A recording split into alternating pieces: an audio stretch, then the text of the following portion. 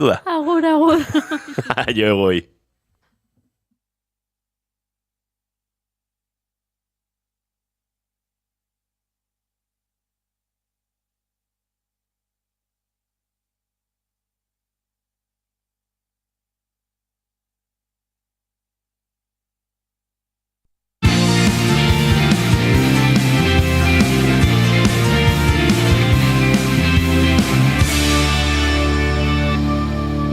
Naiz irratian, bigarren kafea.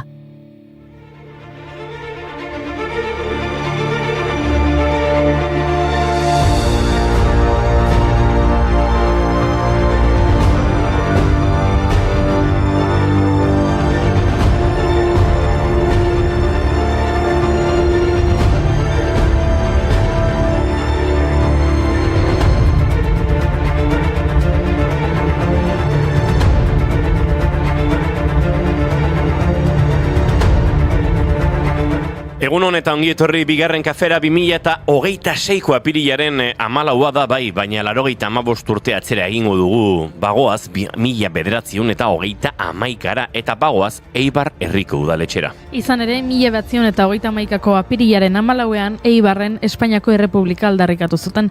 Egun hartako goizaldeko 6etan udalbatzan bildu zen udala Alejandro Tellería alkatea buruzela, bigarren Errepublikaren aldarrikapenaren akta sinatzeko. Eta guk akta hori berreskuratu nahi izan dugu. Hori bai, pixkat laburtu egin dugu, Esan bezala, goazen denboran zehar bidaiatzera. En la plaza de mi pueblo dijo el jornalero al amor. En la plaza de mi pueblo dijo el jornalero al amor. Nuestros hijos nacerán con el puño levantado. Nuestros hijos nacerán con el puño levantado. Esta tierra que no es mía, esta tierra... Alejandro Tellería jauna, Eibarko hiribildu honetako konstituzio alkatea.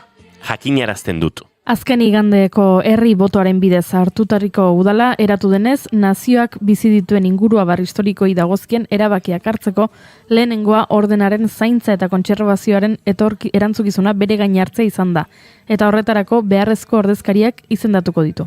Errepublikaren bereizgarri bat eramango dutenak, eta udalaren izenean gonbendatzen dut auzotar guztiak ordezkari horien esanik kasu egin diezaietela. Ondoren udala idazkaritzara erretiratu zen eta han bilduta jarraitu nuen aurreko alkate jaunarekin, Timoteo Zubiate jaunarekin hitz eginez. Azken hori probintziako gobernadore zibilarekin egon ondoren kargua etxitzeko prest agertu zen. Arratsaldeko 4:00 erregaren abdikazioaren berri eman zen udaletxeko balkoitik eta jakinarazi zen erregeak Aznar almiranteari agindu ziola boterea Errepublikako behin-behineko gobernuari transferitzeko.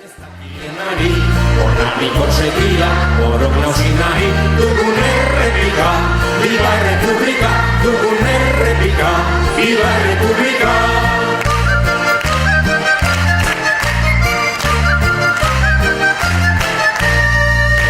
Liberte, egalite, eta fraternite, liberte, egalite, eta fraternite, diru gezur hori.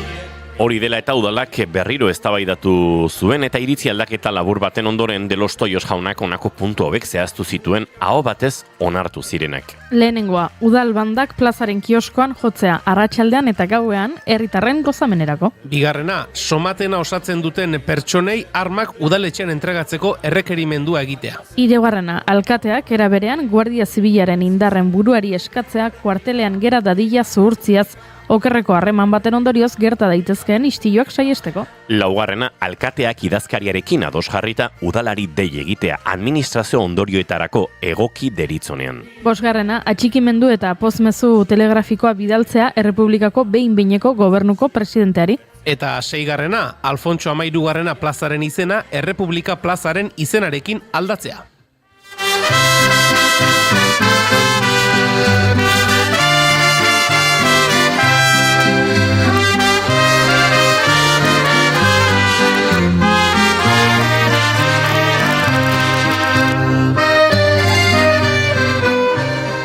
Duela egun batzuk Espainiako gobernuaren memoria demokratikorako estatu idazkaritzak hartutako erabaki bat argitaratu zuten Espainiako estatuko aldizkari ofizialean. Eibar memoria demokratikorako leku izendatzea. Bi arrazoi nagusia dirazi zituzten horretarako. Lehenengoa, Udalberriak 1938ko apirilaren 14ko goizeko 6etan aldarrikatu zuela Espainiako Bigarren Errepublika eta hori egin zuen lehen udala izan zela. Eta bestetik, Eibar izan zelako 36ko gerran Euskal Herrian zigor handienetarikoa jaso zuen hiria Durango eta Gernikarekin batera. Izan ere, frankisten aginduetara ziren Alemaniako eta Italiako hegazkinek 29 aldiz bombardatu zuten. De tus ojos anochecer, jamás pensamos en ser nada más que jóvenes. Vimos los barcos partir sin despedirnos de ella, como si fuésemos sueños dentro de botellas. Era distinto en 1932. Egitarau mardula antolatu du Eibarko udalak gertakari garrantzitsua oroitzeko. Egitarauak Untzaga plazan, memoria leku gisa aitortu izan den plazan, izango du hasieran minutu gutxi barru, goizeko 10:00 Egitaldi instituzional bat egingo da eta egitaldian zehar udaletxean beste plaka bat jarriko da Eibar Memoria Demokratikoaren leku gisa aitortze aldera. Eta arratsaldean kolisioan Avances Sociales de la Segunda República y el papel de las mujeres izenburuko mahai inguru egingo da. Cristina Almeida, Manuela Carmena eta Pakita Saukillo eta Irene Hernandorekin. Jardunaldiek jarraipena izango dute bihar, hezkuntza eta kultura Bigarren Errepublikan gaiari buruzko hitzaldiarekin. Eta 16an eta 17an antzerkia izango da protagonista, ahotsak antzezlanaren aurkezpenarekin. Umeentzako ere egongo da zeregina. Altxorraren bila antolatu dute eta bisita gidatuak ere egingo dituzte. Altxorraren bila, joanako nafarroaiek, erantzuten desina, etxera itzultzea baino, bogale mazaina, boga tripulauak, uneko altxorra dira diztiratxuak, boga marinelak, boga naufragoak, itxasoak betiko.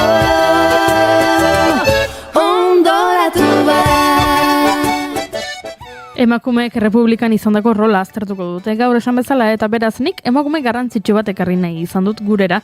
Gaurko egunez hiltzelako Simone de Beauvoir, frantziar idazle, filosofo eta feminista. Gai politiko, sozial eta filosofikoi buruzko eleberriak, entxeguak, biografiak eta grafikoak idatzi zituen. Bigarren sexua liburu adibidez, feminismoaren sorreraren bultzagarritzat hartzen da. Goi burgesiako familia batean sortu zen, baina gaztetatik familia giroko tradizioak eta fedea alde batera utzi zituen. Filosofia irakasle izan zen Marseillan, Erruanen eta Parisen, baina 1943an irakaskuntza utzi zuen bere lehen eleberria lehenbite agertzean. Bidaian hitz egin zuen saio soziopolitiko batzuen iturri izan zirenak, Le Amérique jour le jour edo La Montmartre, orduko txinari buruzkoa, genero ugari landu zituen. Eleberria, saiakera, naiz biografia, baina guztietan helburu etiko filosofikoak dira nagusi. Vous faites partie de mon histoire, et si je vis mieux à présent, c'est que je vous dois tant. Simone de Beauvoir, vous êtes au fond de ma mémoire, et si je vis mieux à présent, c'est que je vous dois tant. J'ai dans le cœur ce jour de printemps, île de Réanne et Sylvie, le vent défait votre turban sur l'une des photographies. Vous souriez un peu fragile, et nous marchons sur le chemin, ignorant qu'au prochain avril, vous allez nous quitter soudain. Simone de Beauvoir, vous faites partie de mon histoire. Eta beste idazle bat, gaurko egunez hiltzen Gianni Rodari, italiar idazlea, kazetaria, irakaslea eta pedagogoa, edo batzuk esaten duten bezala ume irakurtzen irakatsi zien komunista. Berak idatzi zituen jolas egiteko ipuinak Josean Ormazabalek euskaratuak. Eta berak idatzi zuen telefonozko ipuinak 1971 argitaratu eta oso ospetsu egin zena. Telefonoa eta ipuinak ziur naiz Rodariri Dorleta Kortazarrek eta beste hainbat kontalarik egin izan duten kantesporladana izugarri gustatuko litzaiokela. Baina telefonoa existitu aurretik ere ipuina kontatzen ziren, batzuk ahoz-aho eta beste asko gutun bidez. Begira, gaurko egunez egin zuen lehen bidaia Pony Expressek, Ameriketako Estatu Batuak alderik alde zeharkatzen zituen posta zerbitzu azkarra izan zen, gutunak zaldiz eraman ohi ziren Belaze, Basamortu eta mendietan zehar. Gogoratzen dut nola esan zenidan, bizia bakarra da, tik dion horretzak tak dio segunduan, denbora badoa. Gogoratzen dut nola esan zenidan. Gutunak bidalizaleak ote dira gaurko gure gonbidatuak. Bueno, badakigu nahi alkorta baietz, iritsi zaigu bere postalen bat ona gure laborategira, beraz, gaur gurera etorriko da eta senatuaz eta indarkeria gineko obstetrikoaz arituko gara berarekin. Xabier Riberoga itsas gizonak ere akaso bidaliko zuen bakarren bat itsasotik, Lazkao eta Goierri ingurutik Ternuara arrantzara joan zirenen inguruko ikerketan diardu. Abogados Cristianos Fundazio Ultrakatolikoa ere gutuna bidali zalea da hori, bai gutuna normalean salaketez beteak egoten dira. Salaketa horien inguruan ariko gara, Tokixaren kasua ardatz hartuta. Entzuleok, apirilak 14 ditu gaur eta aste artea da. Ongi etorri guztioi bigarren kafera, naiz irratian zarete.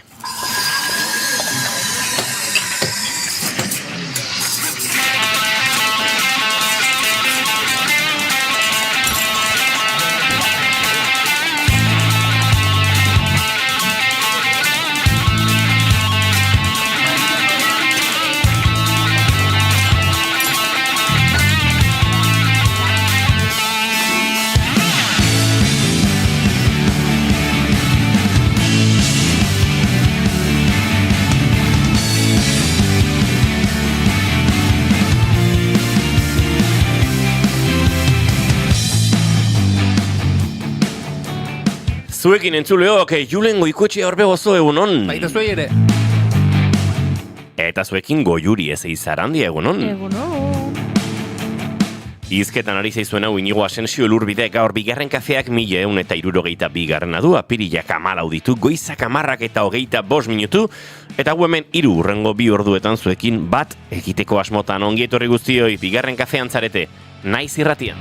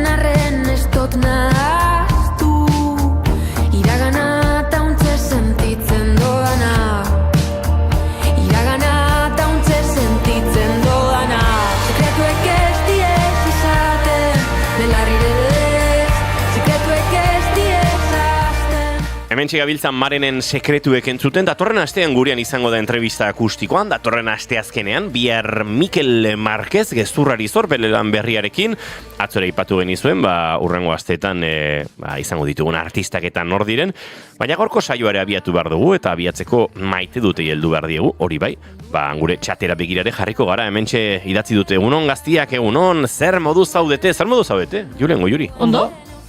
Ez dakit ondo, baina sinkronizauta behintzat bazaudete. Katarra ondo xamararekin, baina ondo. Hemen Goiuri garrapatu zuen, gero niri pasa, akaso nik ere zuri. Sentitzen dut. Mendik atetik kanpora dialiko dugu, Jazta, nahikoa dugu, Bai, barrura behintzat ez dadia joan, ze hori da. han jende gaztea dagota, oiek helduko diote. Hori, sasoia daukate, galanta. Izango ote, dute.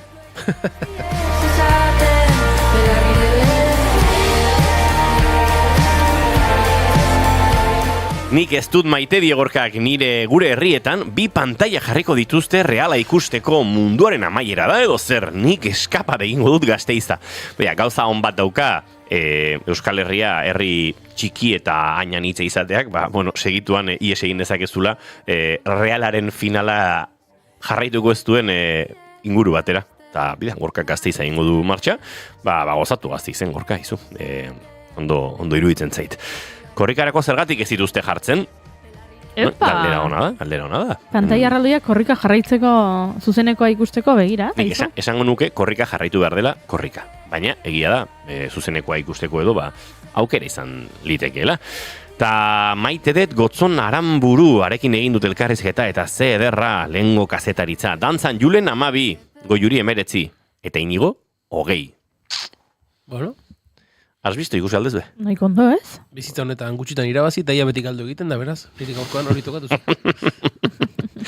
Tira zuen maite dut eskatu ardizkizuet, Julen Goiuri. Begira, nik motx-motxean maite dut, atzo aritu zineten, iragan igandean Budbana ertek irabazi zuen Paris-Roubaix lasterketaz, gizonezkoen amaitu eta handik gutxira, emakumezkoen lasterketa amaitu zen, eta Charlotte Kotxek irabazi zuen. Beraregin ziren, azken kilometroetan, Bisma taldeko biziklista, Marianne Bosch herberetarra, eta Pauline Ferrand-Prévot frantziarra, iragan urtean turra irabazi zuena.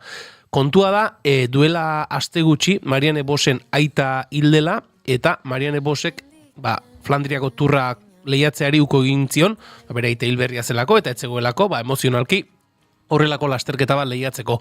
Kontua da, Paris-Roubaix lehiatzea erabaki zuenean, Pauline Ferrand-Prévoten egutegian etzegoela lasterketa hori, eta Pauline Ferrand-Prévot bere taldekideak jakin zuenean bere aita hiltzela, eta Flandrian ez zuela lehiatu eta Paris-Roubaix lehiatuko zuela, taldeari eskatu zion, naiz eta bere egutegitik kanpo egon, nahi zuela Marianne Boschen ondoan egon, eta nahi zuela saiatu Marianne Boschek Paris-Roubaix irabaztea, bere aitari eskaini ahal izateko.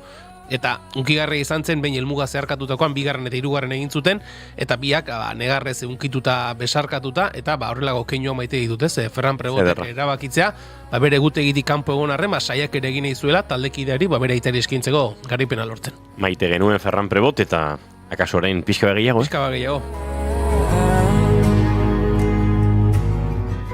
Tasnatzean hau ez da amets bat, hau beste zere baita. Agur Maria. Goiuri ez Zarandia zina zure maite duta. Aizu, begira, nik ere txirrindularitzatik joko dut. Ondo ba? Bai, uste dut hemen gertatu dela, nire marranta pasadiot Juleni, eta Julenek eta Inigok pasadiaten niri txirrindularitza zaletasuna, han nonbait, ikusi dut agertu zait Instagram sare sozialean, bideo bat igo du gizon batek, eta bideoan agertzen da gizona, eta bere emazteari edo neskalagunari edo esaten dio, bizikleta hau erosi nahi dut, antzaden ez bizikleta oso garesti bat. Zer egin beharko nuke, sareetan, ez? Bizikleta hori lortzeko. Zenbat like behar ditut bideo honetan, zuk bai mentzeko niri bizikleta hau erostea. Eta orduan, neskak esaten dio, txantxetan, bezeki zenbat 1000 like, baino gainera Pogatxarren komentario bat. Eta hori lortzen baduzu, erosiko dugu bizikleta, baina bestela ez. Eta orduan bideoan esaten du mutilak, hori ezinezkoa da. Bi pertsona hauek ez dira famatuak. Pertsona anonimoak, beraien etxean daudenak, eta hortxe, sareetan tontaren egiten ari direnak, eta zagizen bat laik, eta Pogatxarren komentario, eta mutila etxituta, ez dugu lortuko. Baina bideoa, igo egin du. Eta zer gertatu da? Pogatxarrek. Erantzun egin diola. Eta zer erantzun dio? Pogatxarrek erantzun du. Erosi ezazue bizikleta hori. Hori bai, zure erosten duzunean, erosi beste bat etxean agintzen duenarentzat. Dala, emaztea. Eta sekulako grazia egin dit, grazia edo gustatu zait, Pogatxarri ez zaio ez zer kostatzen komentari hori jartzea sareetan. Zerrez. Baina bideoa igo duenarentzat, ze ilusioa eta ze poza hartuko zuen ikusitakoan notifikazioa. Eta Tadei Pogatxarrek iruzkin bat utzi du zure bideoan. Eta pentsatu dut, begira ze ondo, ze pentsatzen dut, famatua zarenean ere gauza batzuk astunak egingo zaizkizula, ez? Mundu guztiak argazki eskatzen badizu edo horrelakoak, baina hau zen hain gauza txikia, utzi iruzkin bat eta listo. Eta orduan hori gustatu egin zait, keinu bezala, ez? Iruditzen zait kirolariaren keinu politia izan dela. Eta gero gainera ikusi dut, nola berak komentatu duen, hasi direla, UAE timek komentatu du, beste ziklista ospetsu batek ere komentatu du. Eta hasi dira mundu guztia iruzkinak egiten, eta iruditu zait, hor, txerrindularitza komunitatea batu dela, mutiko gizajonek bizikleta erosteko. Txerretara denbora gutxian pareda kolnago iritsiko dira. Ez dakit bat ere, baina... Bai, zuk uste? Eta txampon askorik ordaindu gabe gainera, Bai, desango zenuke? Oparitu egingo diete bizikleta? Ez dakit. Promo polita da, ez? Markarentzat ere, Egia. Baina, hau entzunda entzulen batek pentsatuko du, guk ere botako diegu amua beste batzuei, eta opari iristen den, eta... Bat izaten da, horrelakoetan, ez dakizu zergatik sortatzen da, eta honi tokatu zaio. Nire kontua da, gustatzen, keinu horiek gustatzen zaizkidala, ikusi nuen baita ere, dela, egun batzuk, entrenatzera bidean, Griezmann sartzen dela bere, entrenatzen duten lekura, esan ezagit non entrenatzen duen, Griezmannek ez dakit ez da zetaldetan jokatzen duen, baina hor kotxearekin joaten da. Griezmannek? Bai. Atletico Madrid jokatuko du. Eta orduan, hor kanpoan dago multiko bat, lau bat urte edola izango ditu. Eta orduan esaten dio Griezmanni baloia sinatzeko. Eta aste zaio, Griezmanni izketan, eta pixkat kriston txapa sartzen dio umeak Griezmanni. Zardon badakizu zer egiten duen Griezmannek? Umea hartu, kotxeko ate iriki, umea hartu, kopilotoan eseri, umearen aitari esaten dio, orain itzuliko dizut, eta sartzen dira estadiora. Eta gatzen dira kanpoan jendea, Griezmannek ume bat baitu berri du. Eta estadiora sartzen dira, eta non agertzen den handik 10 minutura, umea oinez, 2 kamiseta, 4 zapatilla, baloi bat, horrela, buiaka, aita, bestuarioan egon naiz! Eta hori ere keinu polita iruditu zitetan.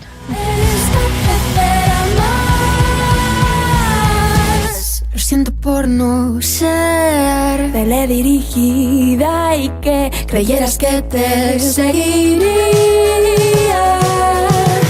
Sin la indiferencia, es una respuesta que quieres oírme decir. Debería importarme.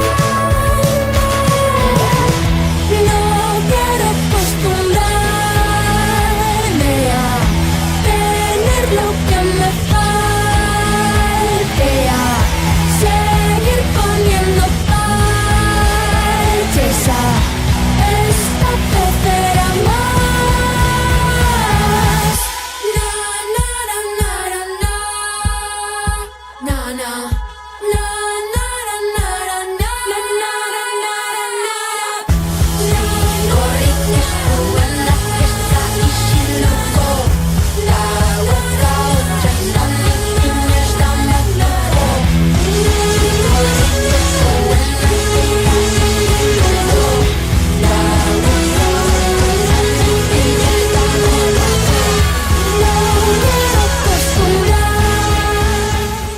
Goizeko 10:37 minutu, hementxe ari gara, Maren eta Ane Lukinen arteko elkarlan hau akostumbrarme entzuten, baina gaurko gure lehen gonbidatu ere dagoeneko mailan eserita daukagu eta segituan aurkeztuko dizuegu.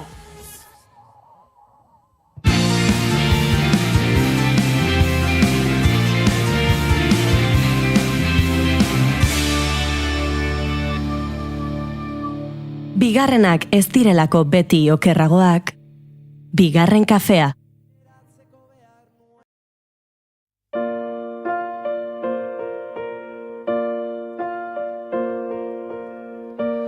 Itxas bazterrean eman zen idanitza, apar gainean bitxa uin gailurrean, odeitzan aingura itxasoan euria, maite berbazuria, promese derrura.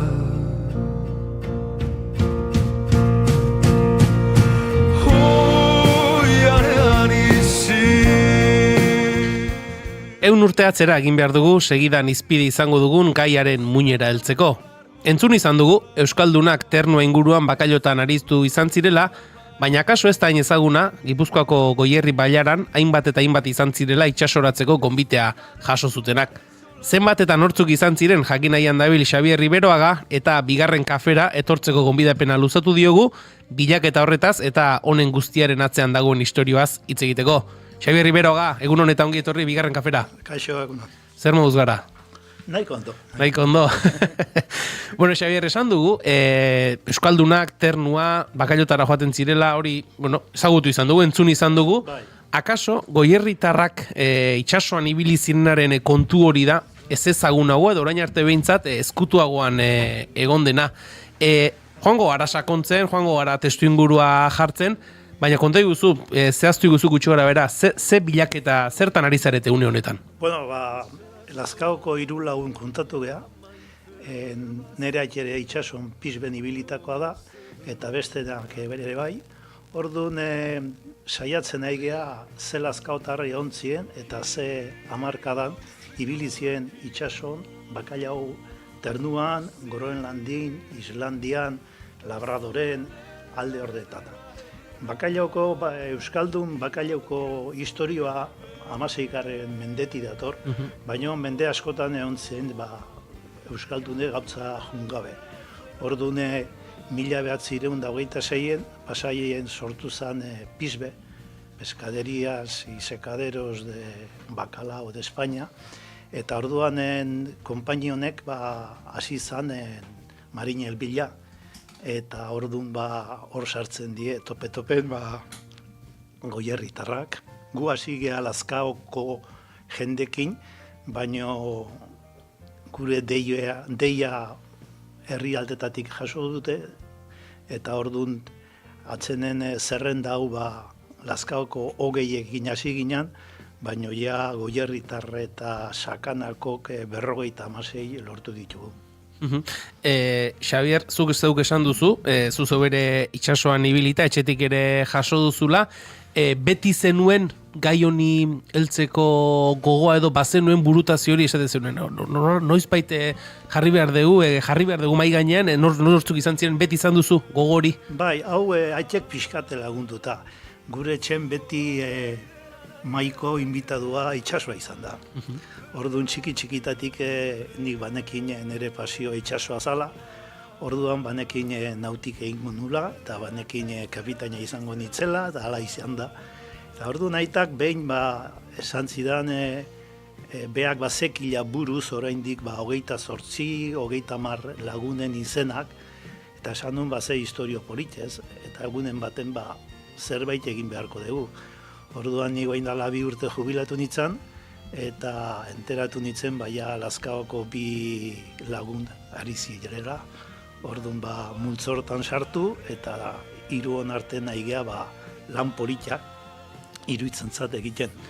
Orduan hasi ginen Lazkaoko udaletxeko web horrian jarri gendun mezua, zati laguntza behar dugu.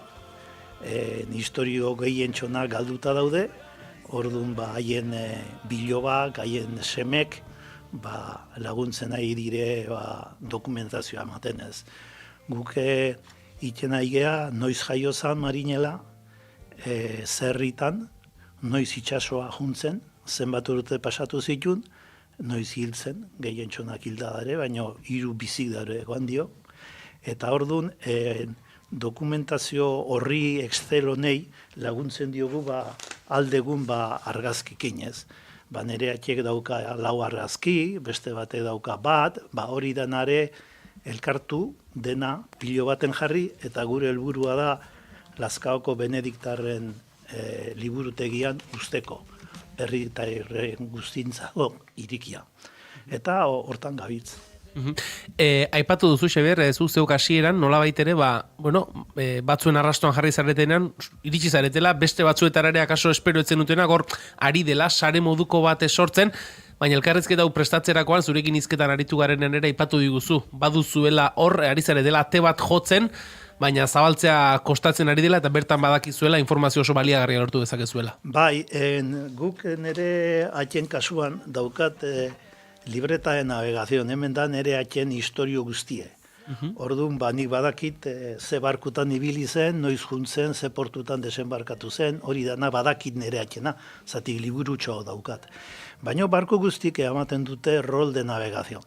Rol de navegación hau da barkue itendan momentutio, barkue deseintzen dan bitarte hortan, historio guztie liburu hortan dago. Eta badakigu liburu horiek, behin da barkue deseinduta daudela, uzten dute Kapitania Maritima de Pasaian. Orduan, liburu horiek badakigu hor darela. Orduan, gu saiatzen ari gara, uzten diguten, liburu hortatio, gure guraso, gure osaban, gure atxonan, navegazioko historioa lortzen. Eta hortan gabiltz, ofizialki erabiltzen daigea kaminoak lagundu diate beste pertsona batzuk, baina momentuz ez dugu lortu dokumentazio artxiboiek ikustea. Ez dakit, ezezko ematen dizute edo erantzunik ere ez duzu jasotzen? Ez dugu erantzunik jasotzen. Badakite Kapitan Maritimak 2 urte ematen ditu, oso lanpetuta dago, ulertzezkoa da, guain konfidenzialidade de datos eta olako historikin, ulertzekoa da pixkat denboran luzatzea. Baina pentsatzen dugu baten baiezkoa eman barko digutela, zatik irikita dago artxiboi.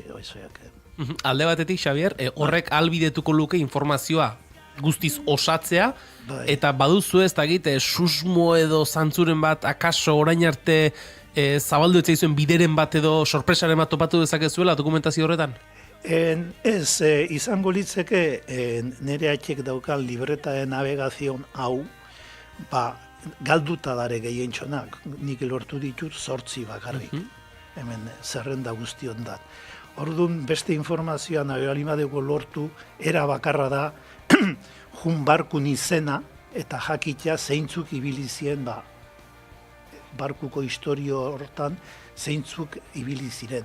Orduan nola daukagun izenak, izango litzeke nire etxen kasua Jose Luis Garmendia ze barkutan ibili zen eta historiotxo bat egin eta izango litzeke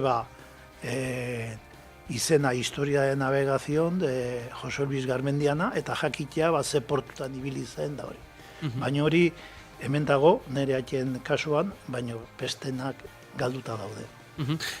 Lazkao inguruan, Xabier, ez dakit, gaia pentsatzen dut, familia asko egongo direla gaiaz informazio badutenak, baina orain hasi zaretenean ikerketa lan hau egiten, ez dakit, herrian somatu duzue, harridura edo somatu duzue, ikusi duzue bazegoela, honein berri etzuen jenderik? Bai, asko. Atzo bertan ikastolako irakasle batek esan zina izuzelan politxe egiten nahi zaten, zatik nik eta gure etxen inok ezekin ezerrez historionetaz. Bai, bazekiten, pertsona bat itxason zegoela, baino ez zergaiti juntzien itxasoa, zenen bidez, zatiko dana dokumentatuta dago. Nire etxea itxasoa juntzanen, izan zan 16 urtekin da 10 urte pasatu zituen. Baina baserri batekoa zen. Nola jun itxasoa, nola Groenlandia jun Lazkaoko pertsona batez.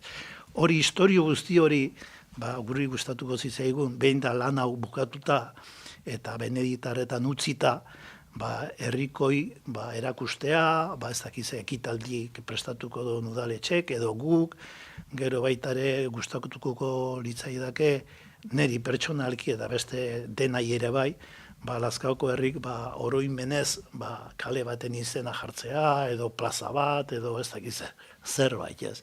Eta nik ikastolan umeiri esplikatu diet, zertan, ni zein itzen, zatik 33 urte inditut itxasun, eta gero batez ere, histori politau ez, bakailago eta Lazkaoko herriko lotura. Xabier, niri garbi esango dizut, ni ere barrukoa naiz, ez naiz kostaldekoa, historia honen berri izan nuen bezalaxe, burura etorri ditzaidan lehenengo galdera hori izan zen. Kostaldetik apur bat urrunduta dagoen bailara da Goierri, ez dugu esango, Euskal Herrian kostaldetik urrunago dauden lekuak badira, baina nolatan, hainbeste jende Goierritik itsasora? Izen bat hau hemen, da Eustakio Arrinda, Lekeitiar kapitana, 1883 jaiotakoa, eta Lazkaoko emakume batekin ezkondutakoa. Orduan Lazkaon bizi izan duzien, eta pisbe sortu zanen, eskatu zien, kapitan bezala jungo zan arrantza, bakailau arrantza kapitan bezala. Orduan beak esan zuen baietz, baino hemen bretoiak zien gara hartan Europa mailan bakailaue manejatzen zutena eta txalupa bialtzen zituten zitenak, eta orduan pisbe hasi izanen barkuk egiten, falta zien marinelak eta importantena ezekiten arrantzako teknika berriak, eta nola bakailaue nola txikitu bertzen, eta hori dana. Orduan bretoiakin egon zien urte pare bat, barku bretoiak eta euskaldunek eta gallego asko baitare, eta ikasi zutenen, eta Arrindare bertan ibilizan, Arrindak ikasi zuenen olako teknika zan, esan zuen, pisben esan zuen lasai, zati ni jendea bilatuko, eta nun bilatu behar dezu. Ez dauki ideik itxasokok, baina jende oso gogorra da. Eta itxason nik usten dut ondo ibiliko diela. Eta orduan hasi zen, sekula esan gabe baino betogo, sarea botatzen, herri mailan, esanez soldata onak zirela, etorkizun handia zeukatela, eta baserri askotako semek egin txona Lazkaoko baserritako die, eta baitare juntzien behasina, juntzien atauna, juntzien behasina, legorretako jendea, eta orduan pixkanaka Goierritarrak menpeatu zien pisbeko, eta gero beste handik 10-20 urtea beste bi konpaini gehiago sortu zien, bat Santanderren da beste La Coruñan, eta orduan Goierritarrak eta Lazkaotarrak hasi zien barkoietan arrantzan. Pentsa daiteke, Xabier, garaiko testu ingurua, ezuk esan duzuna, landa eremua, baserri eremua, baserri askotan ere seme-alaba asko zituzten baserriak, eta aipatu duzun beste gakoetako bat, oparotasuna, xoxak irabazten zirela, akaso bate baino gehiago bialdiz pentsatu gabe egingo zuen itxasoroko autua? Lehenbiziko nire atxeen esperientzia eta gehien txona bizimodue oso gogorra. Eta jende askok lehenbiziko kanpaina 4 hilabeteko, 6 hilabeteko eginda gero esan zuten bizimodua ezagela egokia. Baina, orain dela hilabete topoa egin gendun behasinen anibilitako arrantzale batekin, eta nik galdetu nionen, handik itxasotik ekartzen zon dirukin zeiten zon, eta esan zidan diru guzti hori etxen uzten zola. Oseak, zan etxeako laguntza, baina tarte hortan, San Pierre de Terranoban eta Kanadako juergak edo zeiten zuen dirukin baino. Horian geratzen zen. Xabier, zenbakitan jartzen hasiko bagina, zenbat pertsonetaz ari gara, orain arte jasota dauzkazuen datuetan, zenbat izan ziren gutxi gora bera, itxasoratu ziren, Goierritarrak? Goierritarrak nik gutxi gora bera sakanako 4 bilatu ditut guain, baina izango ziren nik momentuz 56 daukat. Hoietatik 20 Lazkaotar eta 15 ataundar. Gero behasinen badaude, Olaberrin ebai, Legorretan, Ordizin, Zumarran ebai, Arbizun baita ere, eta Lizarragan lehengo asten oso deika politia jaso nun, zatik deitu zidan pertsona batek esanez bere atxe bizik zehoela eta kontatu nahi zola bere esperientzia dauka argazki pilo bat, dauke libreta de navegación, eta orduan esan nion bani inguratuko nitzela Lizarraga. Eta esan zinez, atxek esaten dola, bea, eta bere semekin Lazkaoroa etorriko diela gurekin egotea eta nahi dola kontatu. Pentsatzen du, Xabier, zuretzako ikerketa edo bilaketa lan honetan hasi zarenean horrelako testigantza jasotzeak ere beteko zaituela, ez da pentsatu nuen, ondo ari gara eta hemen badago, ondare bat jasotzen ari zaretela sentsazio hori izango duzue? Bai, Lazkaoko mailan, jendek topo egin eta esan nahizu, zerrenda hortan baldaukezu, nire atxen izena, eta zeintzan zure atxe, izen bat esaten dizu, eta igual, guk ez daukagu zerrendan. Eta zure atxe ze baserrikoa zan, eta ze abizentzeuken, da noiz jaiotakoa, eta argazkin batzuk baldaukezu, bai, eske, eta hori da guretzako altxorra ez. Jendea pixkanaka, hurbiltzen ari da, eta nola ala, o telefonotio, o e-mailez, esaten digute dizu, nire osabarean ibilizan. Orduan, guretzako hori oso pozgarria da.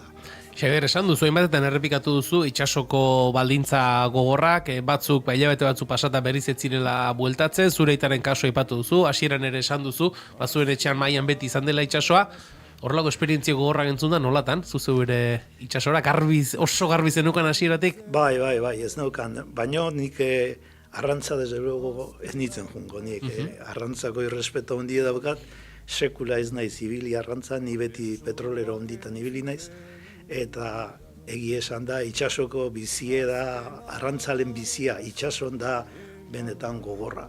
Nere atxek ezun gauza penagarri kontatzen, dana gauza politek izaten zien, eta bizi diren marinelakin izketan albalin badute, aztu nahi dute esperientzi txarrak, zatik bizie garai hartan, barku haietan, arrantza, bate ordui gabe, 20 metroko latukin, 20 gradu bajo zeroko temperatura kubiertan lan nahin behar. Zan, benetan penagarriko bizie. Esaten dute diru irabazten zara, baina hasiera baten diru gutxitzen. Xabier, esan duzu zure aitak historia polita kontatzen zituela, kontatu haiek egingo zituen, bestelakoak izango zituen makina bat, ezta? Bai, makinak eta gainean nire amak ez daki, nire amare hilda dau, baina nire atxe kontatutako penagarrik gutxi daki. Beti ematen do pertsonak orokorren gauza zailek eta gauza penagarrik aztu saiatzen geha azten. Eta horren kontatzen ditugu gauza bitxik eta gauza politak eta horren da.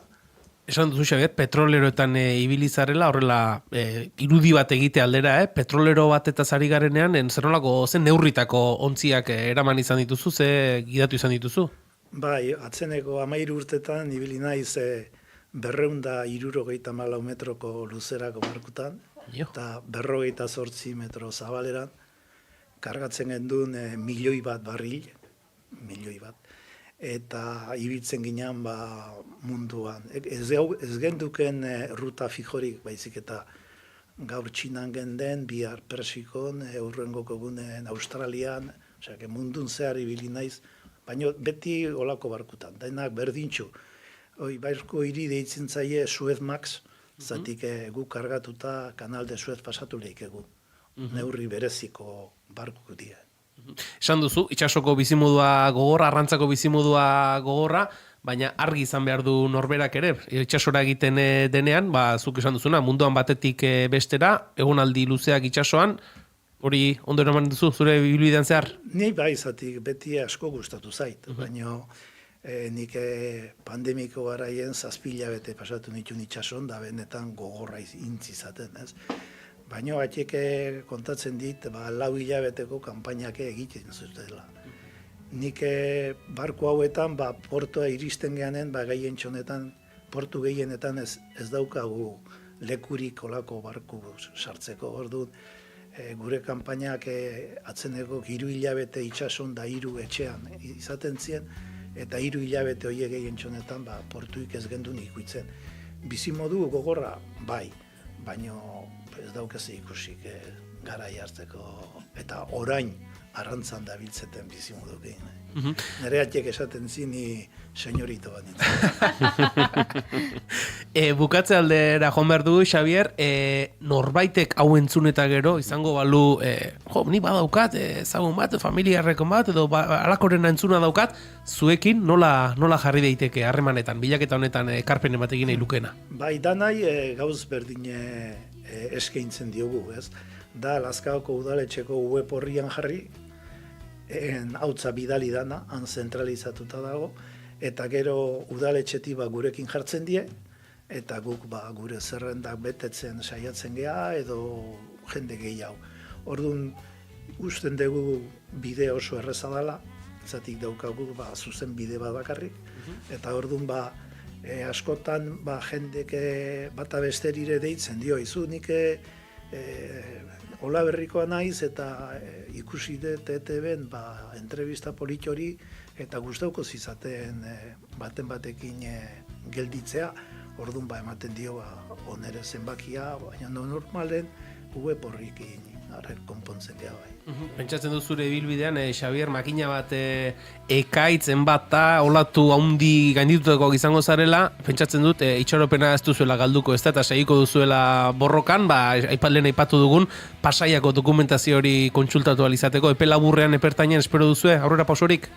Hortan nahi geha, ez dugu lertzen zergaitik, baino lortuko dugu, zatik bere nola ikokie eman behar dan dokumentazio badaba, ez dakit orain edo hemedik aste betea, hilabetea lortuko dugu. Eta guretzako lehenbiziko helburu ezan jakitea ze Lazkaotar egontzien.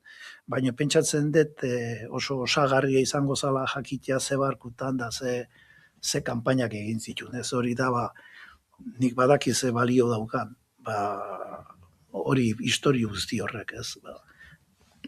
Espero dezagun denbora kontua izatea, eta Xabier Riberoa, eskerrik asko, benetan, historia honen nondinorakoak azaltzeagatik, eta gertutik jarraituko zaituztegu, eta ate hori zabaltzen denan ere, nobedadekin berriz ere, bigarren kafe bat hartzeko aukera daukagun. Eskerrik asko. Bai, eskerrik asko zuei. Dira bentzuleo goizeko amaikak dira, Xabier Iberoarekin tarte edarra egin du, pasioz eta goxotasunez kontatu dizkigu, gure herriaren edo herriaren zati baten historia ere badiren abentura, desventura, eta eurek bilaketa lanetan topatu dituztenak. Baina bagoaz azken ordukoaren bila, gure estudio zentraletara, bertan Itxaso Leon, Bilboko estudiotara goaz, Itxaso Leon Kareaga lankidea, antxe dugu eta Itxaso egunon. Kaixo egunon, gaurkoan nazioartetik datorkigu aktualitatea besteak beste. Izan ere astearte honetan Libanoko gobernua zuzenean eseriko da Israelekin 4 hamarkada baino gehiagoren ostean lehen aldiz. Israelen sarraskiari amaiera ematen saiatzeko maila oso baxuko elkarrizketetan. Ia denek uste dute elkarrizketa horiek hasi aurretik porrot egingo dutela. Yetziel Leiter Israelek Ameriketako Estatu Batuetan duen enbaxadorea eta Nada Hamade, Moawat Libanoko homologoa Washingtonen bilduko dira, hain zuzen Libanon 2000 hildako baino gehiago utzi dituen gerra hasi eta 6 astera. Eta Iranen sueten hasi eta 7 egunera. Beirutek nahiago izan du suetenetik aldentzea jarrera independentea izateko. Prozesuak dituen oztopoak eta desadostasun nagusiak ulertzeko gakoen artean dira suetenaren dilema, Hizbularen oposizioa, armagabetzearen ezinezkotasuna, gehiegizko demandak eta hiru parteak nahasita dauden irterarik gabeko buklea. Naiz.eusen dituzu irakurgai gako hauen puntu nagusiak. Eta nazioartean ere beste aipagai bat, Aitor Zabalgogeazkoa abendura arte mugarik gabeko medikuak gobernuz kanpoko erakundearen larrialdietako koordinatzailea izandakoak, astelen honetan ohartarazi zuen Gasteizen Gazan dagoen suntsipen maila ikaragarriak lurraldea ez duela bizigarri egiten. Horrez gain 2 hilabeterako mediku hornidura bakarrik dutela gaineratu du.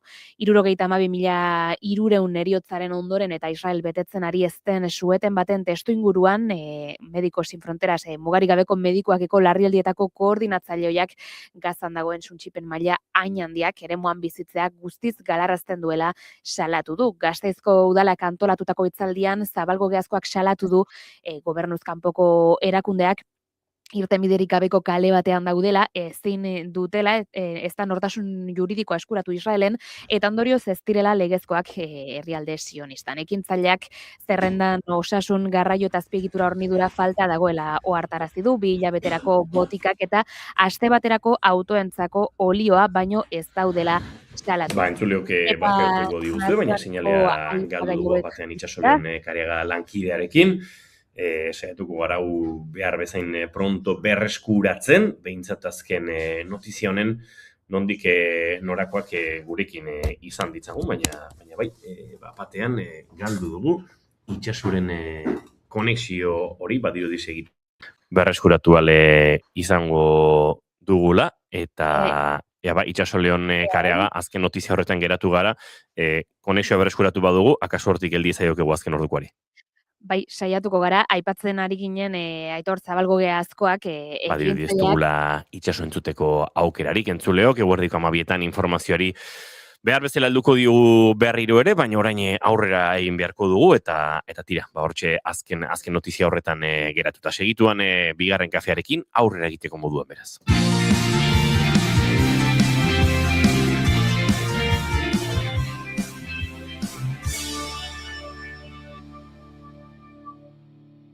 Bigarrenak ez direlako beti okerragoak, bigarren kafea. Egunon, ongi etorri naiz irratirak. Egunon pegi, egunon entzule. Goizeko 6etan abiatzen du naiz irratiak informazioaren aria, egunak dakarrenari begira eta aktualitateko protagonisten hitzekin. Onartu behar dute Euskal Herria nazio badela. Onartu behar dute nazio honek baduela hizkuntza bat euskara dena. Eta onartu behar dute nazioek baditugula eskubide politikoak. Eta hortik hasten da eraikitzen omen denek nahi dugun akordio zabal bat autogobernuaren inguruan. Guk identitatea zaratago mugazgaindiko estrategiak ikusten ditugula gehiago aukera bat bezala zerbitzu publikoak adibidez eskaintzeko. Osakidetza ikurra, kolore berak, baina ez dire osakidetza zerbitzu zuzenak. Enpresa hortako buru, hor lan egiten duten langileen lanbaldintzak eskasak eta gure osakidetza gero eta aulago. Badakigu bai, alderdi batzuetan berdin Ipar Euskal Herriaren egoera ez zela onartzen, baina ezkerren nahi badu irabazia Ipar Euskal Herriuntan, gu gira lehen indaga, EH Baikin, eta orduan batekin behar dugu, bestela ez dugu lortuko. 2019 hauteskunde gau horretan nun entzun genuen agur aziron famatu ura, hori gertatu eta dolua egin genuen asteburu batean, eta astelenean hasi ginen lanean. Eta lana, bai ala bai, egin behartzen talde guztiekin PSN barne. Gaina estapenean ziren tendentziak indartuz doatziela, orokorki frantziar politika biziki polarizatzen ari dela, bi ekstremoen artean, eta erdian diren alderdiek, bereziki makronista alderdiek, beren sinesgarritasuna azken finean galdua dutela. Kultura politiko berria behar dugula, politika egiteko modu berriak behar ditugula, herrigintzan gauzak diferente egin behar ditugula, elkarlana ezinbestekoa dela. Politikaren ikuspegi tradizional edo murritz batekiko urruntasuna bai, arditzen ari dela gazteen artean oro ez Euskal Herrian, bakarrik gure ikerketa Euskal Herrian egin dugu, baina nolabait mendebaldeko kontu bat da, Eguna jakin beharreko guztiekin abiatzeko informazioaren ariaren lehen edizioa astelenetik ostiralera, goizeko 6-tatik 10-etara. Naiz irratia.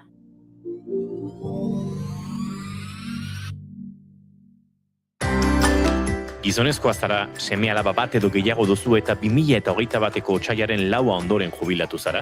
Adi, zeren Europako Justizia Auzitegiaren azken epaiaren arabera, zure hileko pentsioa 35 euro igo daiteke seme-alaba bakoitzeko. Jarri harremanetan Ema abokatuak ekin. Tolosan 611-4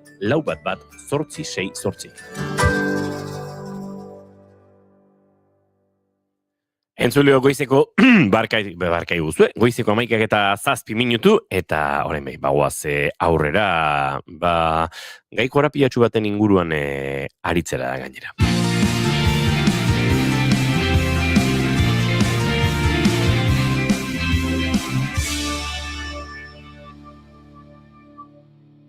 Emaiozu bigarren aukera bat egunari. Naiz irratian, bigarren kafea.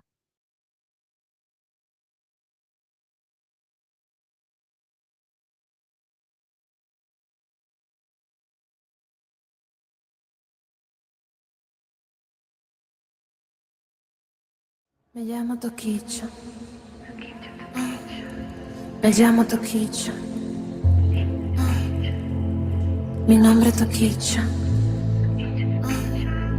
Soy una artista, creativa, liberal, perra. Le molesto a mucha gente. Pocos me entienden. Perra. Señora, I need you to leave. Ellos se ocultan detrás de estatus, religión, falsos estereotipos, ego. Oye, María, ¿qué haces? Nere izena Tokitxa da.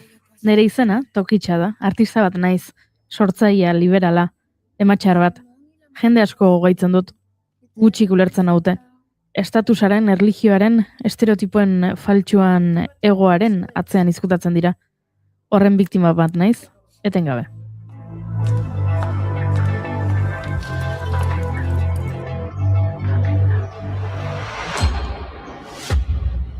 No pertenezco a la sociedad.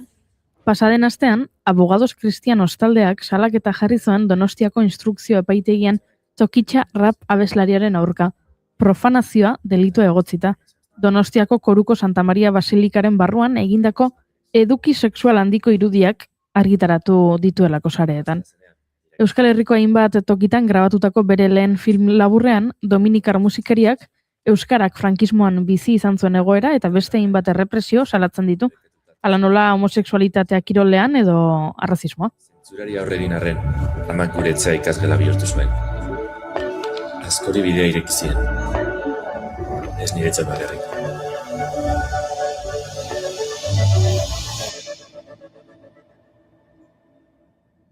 Elkarte Ultrak ohar batean adierazi duenaren arabera, artista erdi biluzik agertzen da topless egiten eta jantzi intimo bat besterik ez duela jantzita, tanga bat besterik ez duela jantzita, modu provokatzailean tenplu baten barruan.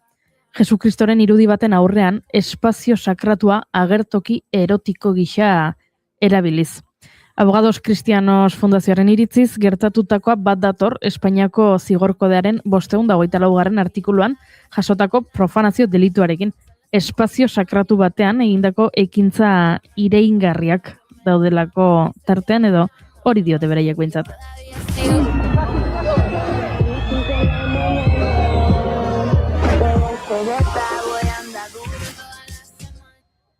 Baina zein da Tokitxa? Ze aipatu dizuet, bere lehen filme labur honetan, bere bideoklip batetik haratago doan film honetan aipamenak egiten dizkiola, euskarari eta euskarak frankismoan jasandako egoerari, Tokitxa ez da, abeslari eta musikari euskaldun bat. Bera, San Felipe de Puerto Platan jaio zen Dominikar Errepublikan eta rap eta trap abeslari eta kantautorea da.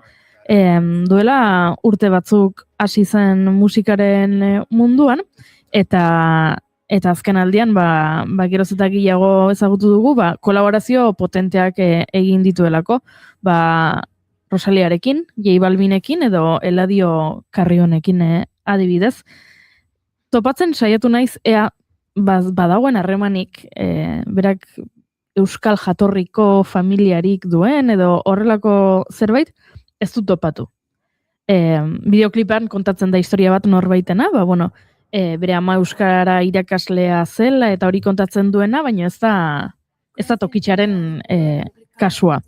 Eta saiatu naiz, topatzen nondik datorren lotura hau eta ez dut topatu, baina bideoklipa bere hortan interesgarria iruditu zait, hitz egin dugu azkeneko aste honetan bideoklip honen inguruan, ez? Euskal Hedabideetan, sortu delako horrelako harridura, bideoklipa oso ondo egindako, ikusentzunezko eduki bat da, eta interesgarria da, nola, musikari dominikar batek hartu duen gai hau, eta jorratu nahi izan duen, bere bideoklip batean esan bezala, bideoklip hau grabatzeko egon da, Euskal Herrian Tokitxa, eta egon da, Donostian adibidez, eta bideoan ere ikusten da, ez? Nola, Elizan egon den. Ez dakigu zer gertatuko den salaketa honekin.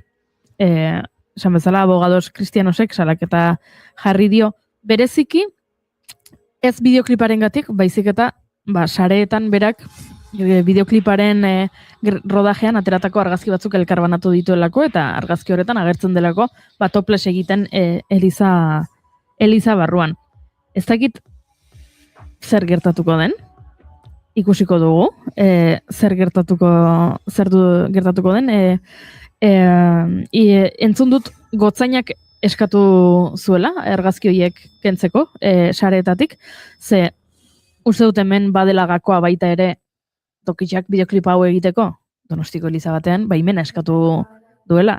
Ze ez da bideoklipa ikusiko zenuten, ez dela hau mugikorrarekin egindako une batean ateratako argazkiak, hemen sekulako faktura teknikoa duen bideo bat da, eta bueno, norbaitek eman zion Tokitxari baimena eta pentsatzen dut hori ere aztertu beharko dutela, Abogados Cristianosen salaketa aztertzen ari diren bitartean guk. Kontatuko dizuegu zer gertatzen den salaketarekin aurrerago, badakizu gauza hauek pixka bat motelak izaten direla, baina kasu hau entzutean pentsatu dut ekarri nahi nituela beste kasu batzuk, ze Abogados Cristianosek badakizu asko maite duela epaitegietan ibiltzea eta artisten aurkako salaketa jartzea.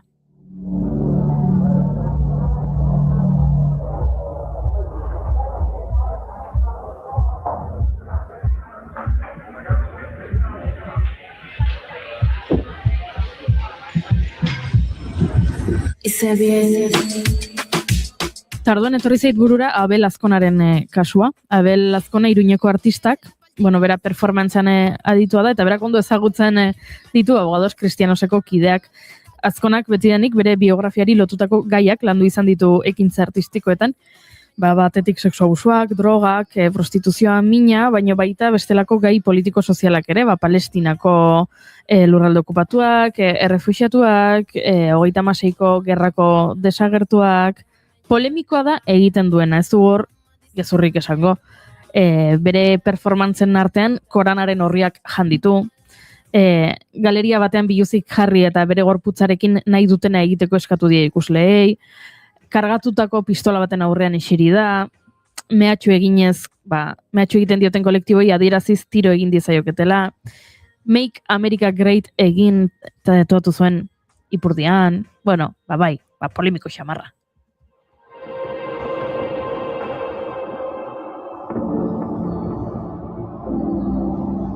Y sé bien que ningún hipócrita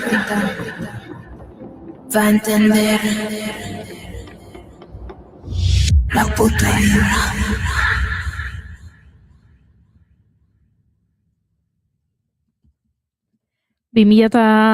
An, haren Desenterrados, lurpetik ateratakoak erakusketak muturreko katolikoen protestak eta salaketak egin zituen. Bereziki pederastia hitza idatzi zuelako 252 ostia erabilita. Ostia, Elizatan apaizak ematen dizuna. Horiek erabilita, pederastia hitza idatzi zuen, eta noski, hortxe ikusi zuen talde ultrakatoliko honek salaketa jartzeko aukera ezin hobea. Eta orduan hasi zen salaketa eta polemika zaparra da, pentsa.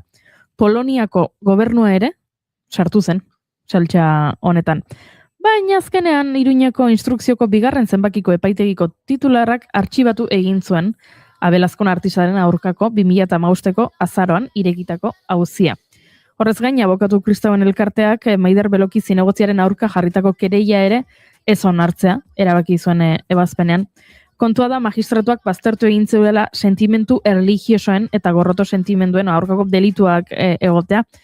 Epaiaren ustez, egiaztatuta zegoen Azkonak erabilera profanoa aplikatu ziela forma horiei, baina hori etzela nahikoa delitua egon zela ondorioztatzeko.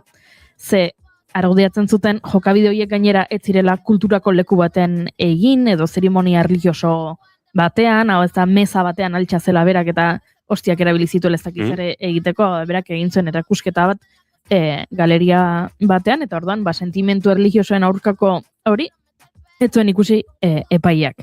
Epaiaren aurrean deklaratu zuenean, Azkonak adierazi zuen bere obraren helburua etzela iraintzea, baizik eta Eliza Katolikoko kideen artean pederastiaren arazoa publikoki kritikatzea. Epaileak esan zuen arazo hori Elizako hierarkia gorenek ere aitortu dutela, eta orduan, hor, ez zegoela, behintzat, abogados kristianosek aipatzen zuen deliturik. Salatutako obraren parte zen erakusketa hori erretiratu egin zen, eta milaka herritarrek, bisitatu gabe, hartxe geratu ziren, bisitatu nahian, baina erretiratu egin zuten. Eta orduan, aste batzuk geroago azkonak, 285.000 euroren truke saldu zuen lana. Eta badakizu zer egin zuen diruarekin? Haurrak babesteko gobernuz kanpoko bi erakunderi eman zien, Elizaren saskan abusua jasan duten pertsonei babesa emateko. Badakigu nola bukatu zen, kasu hori, zorionez ondo azkonarentzat, nahiz eta pentsatzen dudan prozesua etzela bat ere atsegina izan. Ez dakigu ordea nola bukatuko duen Ane Lindaneren kasuak.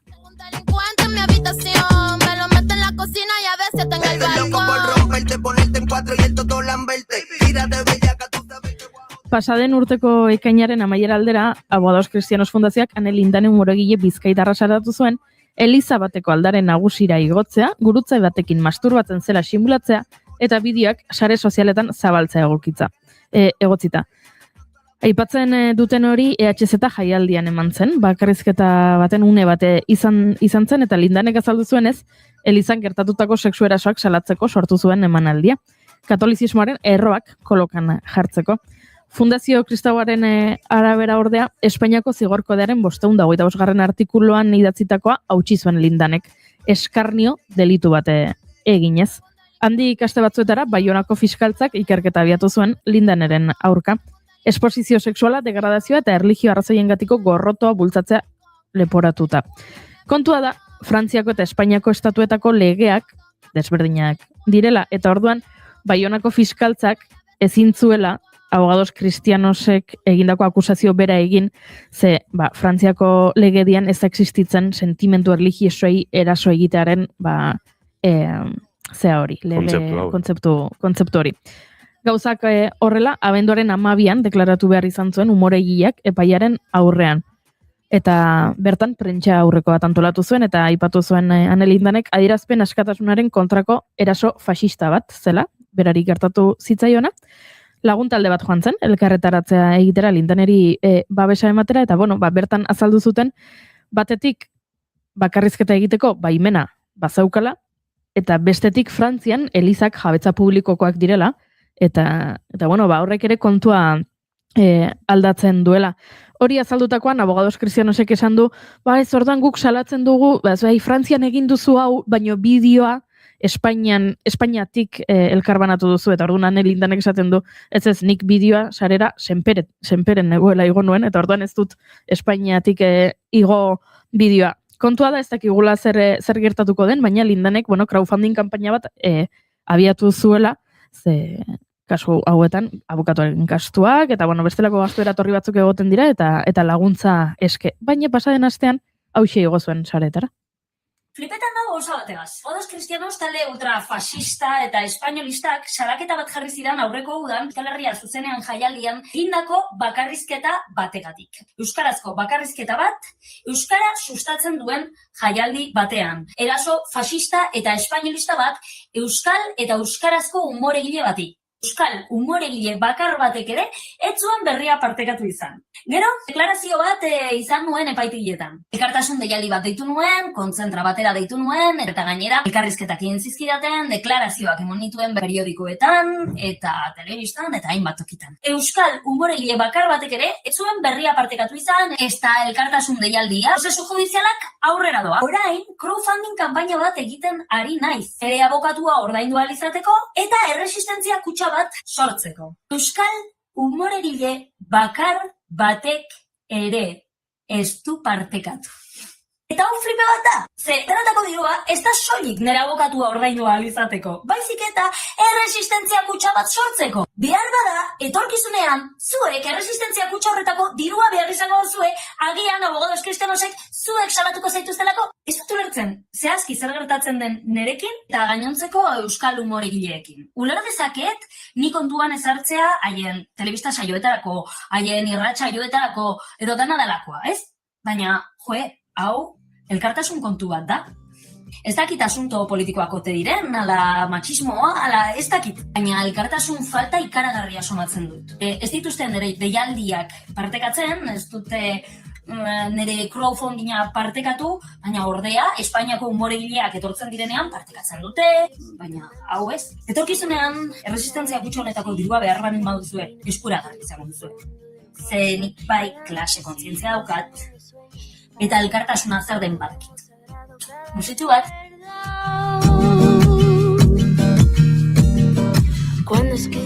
Atzo argitaratu zuen, beste txio bat esanez, irakurri egingo dizuet. Bideo honetan dinot Euskal Umoreginen elkartasun falta osoa izan dudala, baina ez da egia. Ana Goitiak hasieratik elkartasuna eta babesa eman dit. Nik eskatu gabe, injustua izan naiz berarekin, eskerrik asko Ana. Bideo honen ostean, beste umoregile batzuk ere eraso faxista honen kontra erreakzionatu dute. Inaxio eta Asier Galartza garaiek. Ez, inoiz, ez da berandu. Zuzenketa hori eginda, guri ere guk ere zuzenketa hori egin nahi genuen, baina interesgarria da, hanek aipatzen duena, oso interesgarria da erresistentzia kutxaren kontzeptua, ze, nik 3 kasu ekarri ditut gaur, anerena, Abelazkonarena eta Tokitxarena, baina badakigu, fundazio honek, egunero bilatzen dituela itzakiak salaketak jartzeko eta ane antolatzen ari den bezala beraiek oso ondo antolatuta daudela, ze abogados kristianos inoiz etzaio dirua falta abokatuak ordaintzeko eta epaitegietara joateko eta ez dituzte erresistentzia kutxak behar, zen onbaitetik ateratzen dute dirua, horrelako erasoak aurrera emateko, beraz, uste dut guri ere, badagokigula orain, beraien kontra, antolatzen. Vas a estar aquí, aunque yo me oculte tras la montaña y encuentre un campo lleno de caña. No habrá manera ni rayo de luna que tú te vayas, Yo te llevo dentro hasta la raíz y por más que creas. Goizeko 11:25 minutu ditugu eta nahi alkorta gurean daukagu bueltan. Ez dauka potota turutetarako, baina abogados kristianosen gai honen inguruan akaso azken zertzela da edo nabarduraren bate gehitzeko, izango dugu nahi alkorta egunon. Egunon. Zer modu zabe? Ondo. Ondo? Ondo. Eizu, zuk lehen aipatu diguzu Elizetan Ama Virginaren titiak ere erakusten direla. Eta ideiari gabe balen badaude, az daitez dela apaizak epaitzen, ez? Titi pila badaude, ez bakarrik kuadro zoragarrietan, baizik eta eskulturetan, eta titi horiek antza denez ez dute molestatzen. Eta hile luzeko gizon biluzi bat, Eliza guztietan aldarean gurutze batean hiltzatute, eta biluzi dago, horra abdominalak erakusten. Aizu. Baina titi batzuk asko astoratzen dute. Nahi alkortak horren berri ere Zehose badaki. Badaki zerbait, ez da? Portaventura araño iristen dira batutan buruko minak. Bai, oso urrutiraino iristen dira titien argazkiak. No habrá manera, mi rayo de luna, que tú te vayas. Entzuleok segituan nahi alkortarekin violentzia gineko-obstetrikoa hariko gara. Natalia Lafourcaderen hasta la raíz kantu honekin egingo dugu minututxo bat eta segituan murgilduko gara gaian berarekin.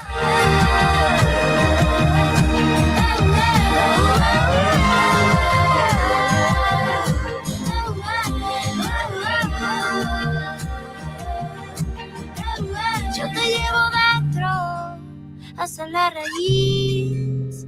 Por más que crezca, vas a estar aquí.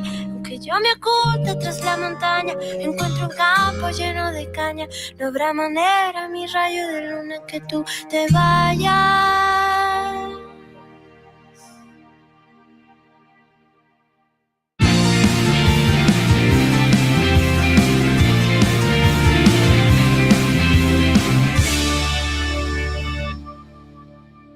Bigarrenak ez direlako beti okerragoak, bigarren kafea.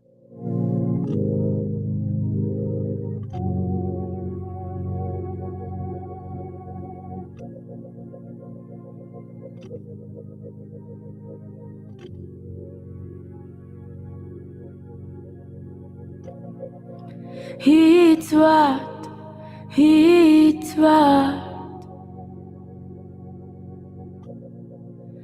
Denok dugu hitz bat, oroitzen dugu esan zigutela, lehen aldiz, ta bigarren aldiz.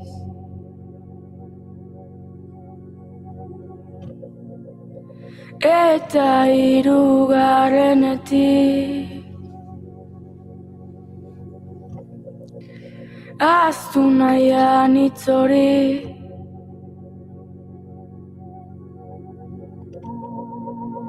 eta hirugarrenetik ahaztu nahian hitz hori, min hori.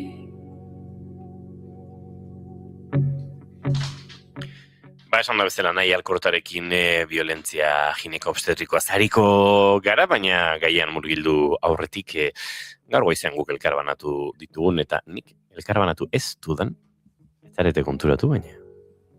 Maite duta konpentsatuko du. Ez duzu maite duta kontatu? Ni konturatu naiz. Konturatu altzara. Baina iruditu zait, akaso denborare aurrera zioala, eta baganek elako lehen gonbidatuak amaiketan alde egin beharra zeukala, horregatik ez duzula esan, eta kordea zeukazula. Maite dut luze xamarra izatekotan, eta pentsatu dut, berandu xamarra abiatu dugu gaurkoa, aipatu dugu alain iriak tegin ere luze aritu direla gure lankidea gaur goizeko arian, eta pentsatu dut, gure lehen gonbidatu horri denbora eskintzea hobea zela, baina tira biharko gordeko dut, hori bai nahi alkortari aukera emango digu, bere maite dut elkarbanatzeko. Bueno, nik eskerrak eman nahi dizkiot Andragorako amasareari. Atzo saio oso berezi bat eduki genuen, badaukagu egoera oso komplikatuan bizitzen ari den familia bat, eta berari taper pila bat ekarri genizkion, etorri zen, gurekin tartetxo bat igaro zuen, eta hemendik musu handi bat berarentzat, eta eskaera bat entzule guztiei. Familia honek Madrilen igaro barko du maiatza, tratamendu umearen, minbiziaren tratamendu bat egiteko, eta etxe bila dabiltza, eta topatzen duten guztia 5.000 eurotik gorakoa da hilabete baterako, beraz hori jasanezina denez, inork Madrilen baldin badauka pixuren bat, edo alokairuan, edo horrelako zerbait, egin dezala kuku bat. Ez ematea min berri. Entzuleok nahia alkorta gurean dugu, hortxe mezua, norbaitek Madrilen familia bat maiatzean kokatzeko moduko baliabide logistikorik badu, dana dalakoa, jarrait dadila harremanetan berarekin, nahiarekin, edo gurekin, nahi duzen moduan, eta egingo dugu sare hori martxan jarri. Tira, baina nahi alkorta senatuan izan zen duela aste gutxi, aipatu dugun indarkeria gineko obstetiko hitz egiten izan da, nahia, zure azken urte hauetan borrokarako tartea eta borrokarako beharra iaia nolabait plazaratu dizun edo eraman dizun gai bat, baina gai hau senaturaino ere eraman zenuen, eta aurrekoan aipatu genuen bezala, gure entzulekin aipatu genuen, nahi genuen horren inguruan aritu. Ze hemen badira bi kontzeptu bat, senatuak badu bere garrantzia, Espainiar estatuko senatuak, eta era berean indarkeria ginetiko obstetrikoa zer den uste dut oraindik ere askotan azaldu behar izaten duzula, senatuan bertan akaso egokitu zitzaizun, baina gure entzuleekin ere askok ezagutuko zaituzte eta ezagutuko dute gaia, baina akaso kokatu beharko ditugu, ez da. Bueno, ginekostetrikoa gineko-obstetrikoa da prozesu ginekologiko edo obstetrikoetan ematen den bortxazko tratu bat, indarkeria matxistaren barruan kokatzen den tratu bat da, ez dago definizio adosturik, baina definizio guztiek barne hartzen dute, alde batetik emakumeek ongizate fisikoa, psikologikoa, ekonomikoa edo soziala kolokan jartzen duten ekintzak direla, autonomiaren eta erabakitzeko gaitasunaren galera dakarten tratu edo interbentzioak izaten dira, eta emakumearen sexu eta erreprodukzio eskubideetan zuzenean eragiten du. Horrela esan da agian ez dugu ulertzen, baina galdetzen diozunean edozein emakumeri ginekologoaren kontsultan ea baimena eskatu dioten espekuloa sartzeko, edo erditze batean zenbat takto egin dizkioten, edo sentitu duen presiorik hartu nahi etzuen erabakirik hartzeko edo egin dizkioten gauzak baimenik gabe, ia emakume guztiek bizi izan dugun zerbait da. Ez da kasualitatea, emakumeen artean gehien trapitzatzen den kontaktuak ez direla gizonenak, baizik eta ginekologoenak direnak, ez? Eta orduan, horrek uzten digun argazkia nahiko kezkagarria da. Garrantzitsua da aipatzea, arta ginekostetriko hau oinarrizko eskubide bat dela, giza eskubideetaz ari garela, eta nazioarteko erakundeek aspalditik aipatzen duten zerbait dela. Orduan, tamalez, biktimoi dagokigu gai honetaz hitz egitea, baina kontzeptuak berak 1827tik jasota dago aldizkari mediku batean, eta bada garaia honetaz ere gehiago hitz egiteko eta biktima gutxiago izan daitezen. Ze kuriosoa da gaur goizean estori bat igo dut hontaz hitz egiteran entorrela esanez, eta 8 pertsonak idatzi didate beraien historia kontatzen, ez? 3-4 ordutan.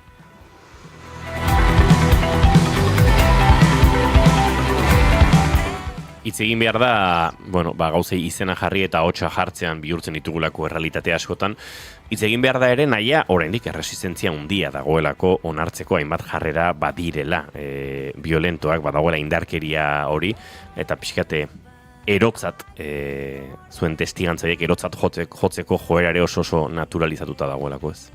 Eroak bagaude, eta horren aurka ez dugu borrokatuko, baina egia da, oraindik ere mediku elkargoek eta batez ere ginekologia elkargoak oso violentoak direla kontzeptuaren inguruan, ez?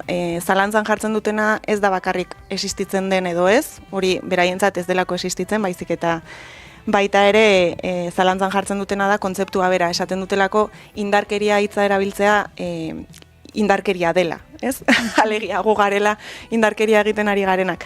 Eta hor, senatuan ere eztabaida hori sortu zen, eta interesgarria izan zen, nola gutxinaka azaldu nuenan ere duela 40 urte indarkeria matxista deitzen ez geniola, eta normalizatzen genituela praktika batzuk bikoteen harremanen artean, ez? Mi marido me pega lo normal eta gauza horiek, eta orain indarkeria matxista bezala identifikatzen dugula denok, ia denok garela gai ikusteko gure lagun bati gertatzen ari zaionean edo guk bizi dugunean, eta hor ja ez dagoela eztabaidarik.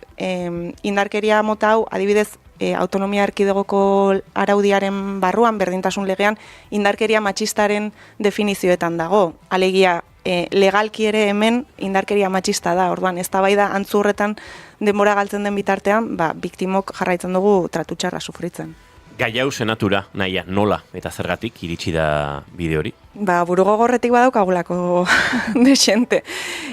Azkenean, estatuan El Partos Nuestro elkarteak badaramatza 20 urte gai honen inguruan militantzia oso konstantea egiten, eta biktimok gara elkartera heltzen garenak, ni duela ia 14 urte heldu nintzen, eta ordutik gutxinaka zarata egiten eta gorputza jartzen ari naiz, eta Euskal Herria Bilduren eskutik legebiltzarrean izan nintzen, eta orain senatuan. Garrantzitsua delako ulertzea naiz eta osasun eskumena teorian autonomia erkidegoan dagoen, azkenean senatuak daukala botere legegilearen ardura, ez? Aurrekontuak bertan onartzen dira, gobernuaren kontrola bertan egiten da, eta legeak sortzen eta legeen errebisioan boterea handia dauka. Orduan, militantzia horretatik biktimak goxatu eta zarata egite horretatik haratago joateko ordua ere bada, legeek ere babestu behar gaituzte, eta batez ere nazioarteko ebazpenak betetzeko garaia ere bada, ze burugogortasun horretan ni izan nintzen zoroa egotearen baitan edo, nire kasua salatu nuena, epaitegietara jo nuena, abogados kristianosen antzekoa ezoten aizen, zalantzan gaur egun, baina bide horretan estatuan ez nuen justiziarik topatu, eta Nazio Batuen erakundeko emakumearen aurkako diskriminazioa lantzen duen komiteak arrazoia eman zidan, esan zuen indarkeria obstetrikoaren biktima izan nintzela, eta baita indarkeria judizialaren biktima ere prozesu judizialean. Ez orduan, estatua nolabait esateko bi arrazoi horiengatik zigortu zuten, eta ebazpen horiek ez dira bete. Orduan, bagara 3 emakume estatuan ebazpen horiekin, munduan 4 ebazpen bakarrik daude, hori adierazgarria da. Orduan, bueno, lege horiek behar ditugu, ebazpen horiek bete daitezen, eta batez ere biktima gehiago baldin badaude, badakigula etengabe gertatzen ari den zerbait dela, justiziarako bidea egiten baldin badute, justizia eta erreparazioa izan dezaten. Senatua aipatu dugu, bertan izan zinen buru gogorkeriaren ondorio, lanaren ondorio, alderdi politiko batek ateak zabaldu zituelako bertan egoteko, nolakoa izan zen senatu aurrean jartzeak, ze suposatzen dut, violentzia hitz egiten ari garen honetan, senatuak berak ere sortzen duela, halako jarrera violento bat. Poliziaz eta uniformedun jantziz beteta dago, hori bai beti de ustez, ez?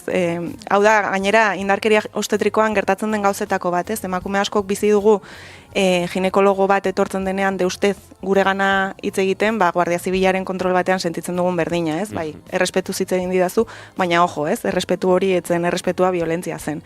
Orduan, senatua ere bera oso violentoa den espazioa da, momentu honetan gainera eskuinak daukaan boterea, eta esperientzia, interesgarria, esango dugu, gogorra ere bai, maila pertsonalean, baina uste dut gai izan nintzela,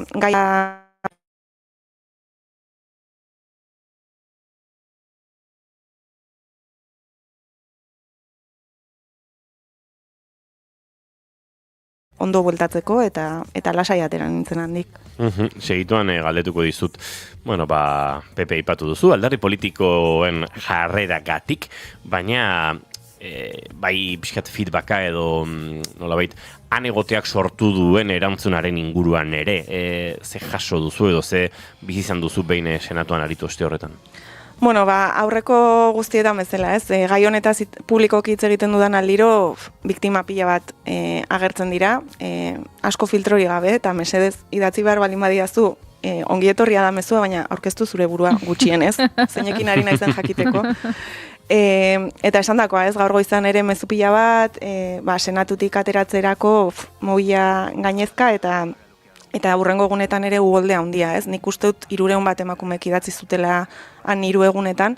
Orduan, beharra badago, interesa ere badago, eta horrek sortzen du, nolabait olatu horretan eustea, baina nahikoa da, ez? Ez garelako, niretzat pentsa ezina da, adibidez, La Manadaren biktima hemen bere kontakizuna egiten egon behar izatea, ez? Orduan, biktimok gara hau eramaten dugunak beste inork hartzen ez duelako ardura hori, ez? Eta hori ere, nahiko nekagarria da.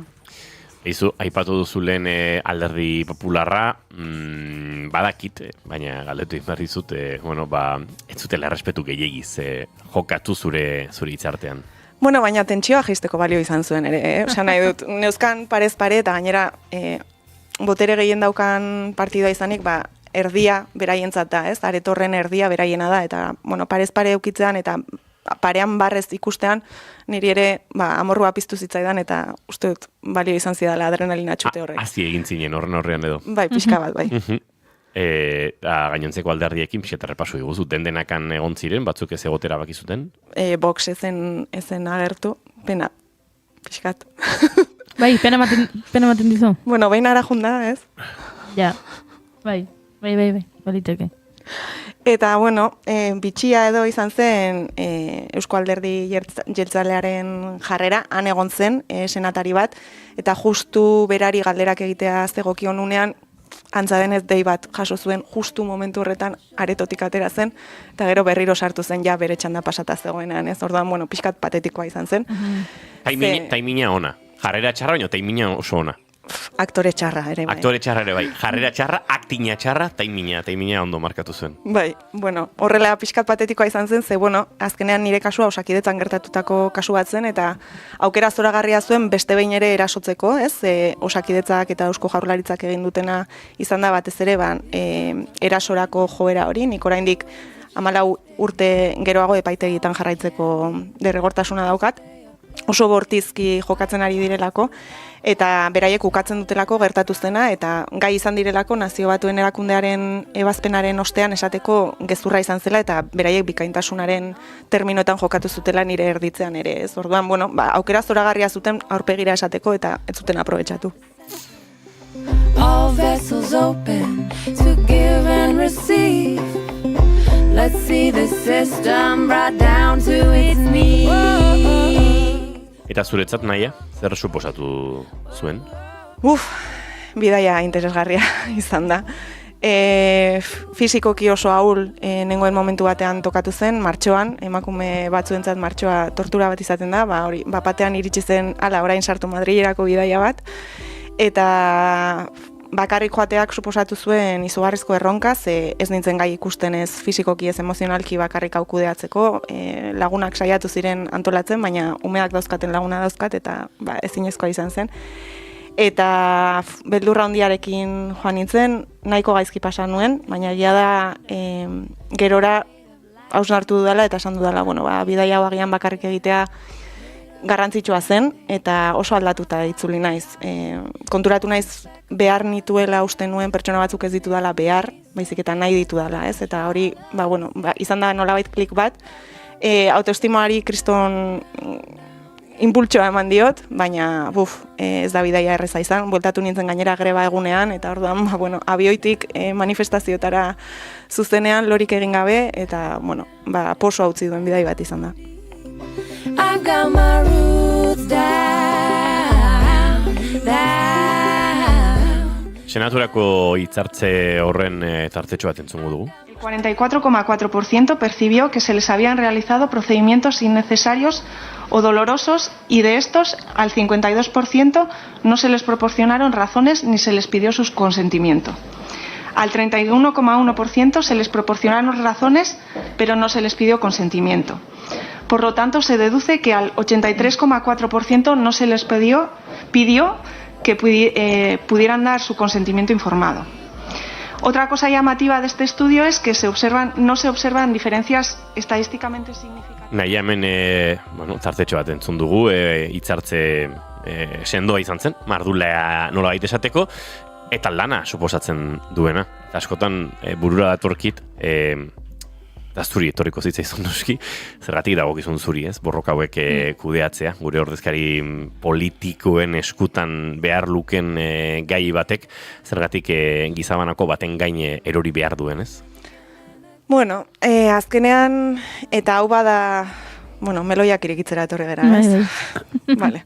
Hau bada nolabait feminismotik ere jaso dudan erantzunetako bat, ez? Badaude gauza urgenteagoak. Eta, badanik oso sakon daukadan zauri bat, eta, dena kontatzera hasita, etor dadila zaparra daia. Ebazpena atera zen momentuan, elkarte feminista desberdinetara jo nuen nik eta kide referente batzuek, eta kontuan hartu behar dugu munduko bigarren ebazpena zela, hau da, momentu historiko oso garrantzitsua zela, ez? Nazio Batuen erakundeak, munduan dagoen organo gorenenak esan zuelako Osakidetzan hau gertatzen dela, ez? Eta esan zuelako oso irmoki. Eta jaso nuen erantzuna izan zen, ez zela momentua gai honetaz hitz egiteko. Ni aritu nintzen nazioarteko prentsa erantzuten, eta autonomia erkidegoan oso jende gutxik, eta oso prentsa gutxik eman zion oi hartzuna, eta Osakidetzak lehen aipatu duan oharra atera zuen, eta noski Diario Basko eta gauza guzti horiek Osakidetza babesten aritu ziren. Orduan izan zen oso momentu komplikatua. Eta hor konturatu nintzen, guk egiten ez bagenuen orain arte bezala, ez zuela inork egingo, beraz gorputza jartzen jarraitzea tokatzen zela.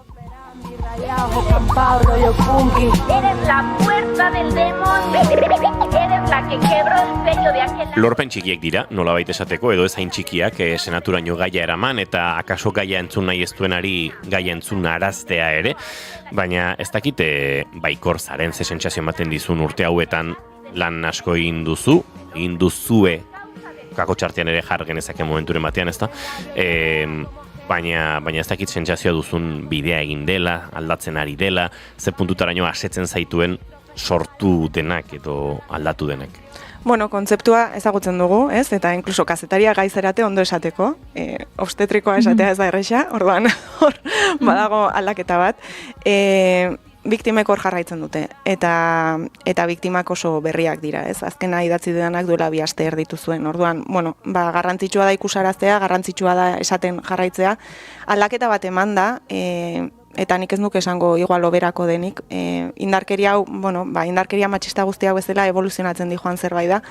Eta orain askotan presio psikologiko gehiago dago, agian ez da hainbeste interbentzio agresibo edo baimenik gabekoak, baina azkenean datuak hor daude, ez? Estatuko inkestarik handienean galdetu zitzaien emakumeei, denak erditu ziren aurreko urteetan, 28,3%ak aitortzen zuen konstiente zela indarkeria honen biktima izana. Aurreko astean agertu zen Frantziako azkeneko ikerketa eta 25% esaten du biktima izan zela. Badakigu indarkeria matxista baten biktima zarela onartzeko behar duzula izugarrizko prozesua, orduan estimazioak asko handiagoak dira, ez? Baina hor badago beste ikerketa bat oso interesgarria dena, eta da Espainian eginda, eta osasun arloko erresidentei egin zaien galdeketa batean 69,7% ikusi du indarkeria hau, alegia ez gertatzeko kuriosoa da, nola inkestatuen gehiengoak ikusi duen, eta oso deigarria da 83,5%ak esaten duela baimengabeko interbentzioak egiten zaizkigula emakumeei. Niretzat pentsa ezina da, Inigo edo Julen joaten zaretenean medikura aztuei basektomia bat egitea baimenik gabe, edo takto rektal bat egitea inolako azalpenik gabe, ez? Guri hori egiten zaigu etengabe. Senatura jo nahi nuke berriro, ze zure hitzartzearen ostean, egon zen hor galdera erantzunen zatia, eta une hontara egingo dugu salto. Yo cuando me he intentado documentar sobre el asunto, yo creo que a partir de la década de los 80, usted me corregirá, empieza ya una reivindicación de un parto más humanizado y respetuoso. En este siglo ya aparece el término violencia obstétrica, aparece a nivel internacional, lo cual es un hito, como un compendio de malas prácticas y vulneración de derechos que suponen de facto una forma de violencia de género. Usted ha mencionado un hito importante, el del 2019, con la relatora especial sobre violencia contra la mujer de las Naciones Unidas, porque al hacerse con las Naciones Unidas, de alguna forma demostraba que esto no era una cuestión puntual ni propio de un país en particular. Parecía que durante años hemos asumido determinadas prácticas que afectaban a la dignidad, a la autonomía, a la salud de la mujer como normales. Y lo aceptamos además porque eso se producía en países desarrollados. Entonces, de facto, es que las cosas son así, parece, ¿no? Usted ha mencionado unos dictámenes previos. Yo, además, le reconozco su valentía, que no tiene por qué hacerlo, de demostrarse como ejemplo, porque no imagino que no va a ser nada fácil. Corríjame, yo estaba mirando las fechas, son previas a la aprobación de la Ley Orgánica 1/2003 de reforma de la Ley de Salud Sexual y Reproductiva, que a nosotros en este grupo socialista nos parece también un hito importantísimo. Consideramos que es un avance con respecto a los derechos de la salud reproductiva porque se pone el acento en el refuerzo del consentimiento informado, en el trato... Galdera erantzunak izateko, hitz egiten dute. Bai, senyoroak hitz egiten, sorpresa. Galdera iritsi altzen, galdera zijoan pixka bat, nahi zuen esatea lege hori zoragarria zela, eta legearen eztabaida prozesu horretan Podemosek hitz eman zuen indarkeria obstetrikoa kontzeptu bezala sartuko zela lege berritze horretan, eta sorpresa, PSOEk eta mediku elkargoek ez zuten utzi orduan. Bere buruari loreak botatzen ari zen bitartean, etzen konturatu bere buruari harriak botatzen ari zela nire aurrean. En ese sentido, ¿cómo podríamos abordarlo de mejor forma, teniendo en cuenta que es una competencia autonómica? Eta baloia kanpora, noski.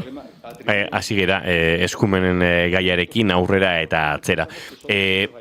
Azken urte hauetan aldaketa politikoak izan dira, Espainiar estatuan, zertxo bait, Euskal Autonomia Erkidegoari dagokionez, esango nuke Eusko Alderdi Jeltzalea sozialisten osteko gobernuan zegoela, gertatu dela prozesu hau guztia.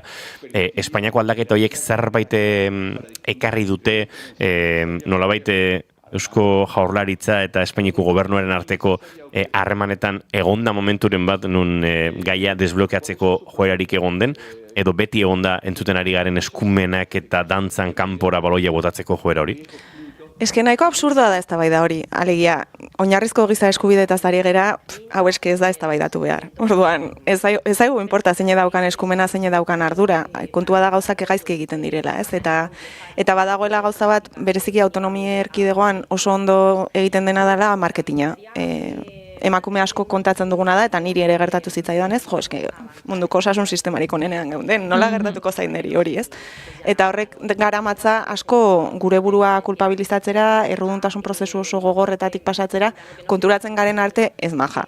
Osea, saldu dizute zuri pelota eta gertatu zaizu, Andaluzian eta Madrilen gertatuko litzaizuken berdina, errespetu guztiarekin, emakume andaluzak eta Madrilekoei, ez? Azkenean, ez da ez aldatu. Baina niretzat bai izan da mugarri bat, ebazpenak ekarri duena eta izan da Jaurlaritzak eta Osakidetzak atera zuten ohar hori. Gai izan zirela esateko berdin zait onuk zer esaten duen, ni hemen zoragarriari naiz, ez? Orduan, nolabait esateko divertigarria da kareta erortzen zaienean konturatu gabe.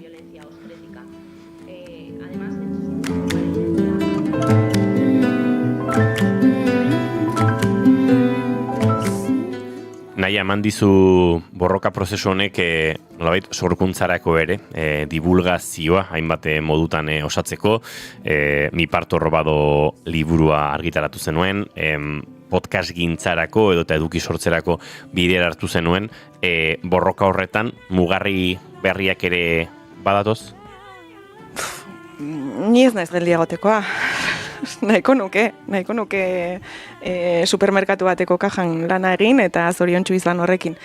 Baina bai, zarata gehiago egiteko bideak badatoz, ezin gera gelditu. Batez ere, ebazpena betearazteko prozesu judizialetan nagoelako, momentu honetan nire kasua 2 epaitegietan dago, Gasteizen eta Audientzia Nazionalean, Alkorta abizenarekin, zorte hon. Baina, prozesu judizial honetan gerta daitekeen gauza bat eta abokatuek nahiko beldur diotena da ez arrazoia ematea baizik eta kostetarako kondena potolo bat iristea ere bai, ez? Horta, lehen aipatu duguan Elindaneren erresistentzia kutxa, hontan ere esan behar dut, prozesu judizial guzti honetan karga guztianik daramadala, ez? Eta ez dagoela inolako erresistentzia kutsarik, ez dagoela inolako laguntzarik, eta imaginatu dezakezuen bezala 14 urte epaitegietan, nazioarteko epaitegietara iritsi arte, kostu ekonomiko izugarria da, eta zorionez, nire gurasoek hartu duten zerbait, zenik ezingo nuke prozesu hau asumitu. Violentzia gineko obstetrikoak bazekarren atzean violentzia ekonomiko instituzionala. Bai, eta judiziala ere bai, eta horrela aitortuta dago, ez? Orduan, kontuan hartu behar dugu esaten dugunean edozein indarkeria matxistako emakumeri, salatu zazu. Ojo kuidao, beste indarkeria baten atarian jarriko duzu eta oso bortitza da epaitegitakoa. Zeruen josite dau, zeurezako tragie. Entzuleok goizeko 12:00 4 minutu geratzen diren honetan, Naia Alkorta agurtuko dugu. Nahi ez badu behintzat norberak beste zerbait azpimarratu, Naia? Ez, eskerrik asko. Haure esango dugu, Ines Osinaga eta Irina Gonzalezen kolaborazionekin Belengo albiztiek kantuaren urrengo minutu hauekin agurtuko zaituztegu. Julen Goikoetxe Arbegozo datorren aste arte. Ondo ibili. Goiuri Zeizaran dia bihar arte. Agur. Eta Naia Alkorta aste pare batean egin marko duzu buelta. Badakit ideiak eta gaiak buruan badituzula behintzat. Eskerrik asko. Entzuleo gubagoaz informazioaren txanda oraintxe naiz irratian eta bihar goizeko 10:05 gu hementxe Mikel Marquezen txanda gure elkarrezketa akustikoan. Zeinak esteko narren munduko esperantza hortxe dau apain juen hain Josef, guri Josef zu ez den dara bine zu ez kontu handisa ez ume mantarren bine baduen Josef kanpora goizalde ilunien ziz Jordanian bomba zarriten die jausten negar baten azida infantetxo barrixe maitez dina somak ixin eure semie aztu eta idixe beko salamenien arnazaz berotzeko aiotzi zendanien.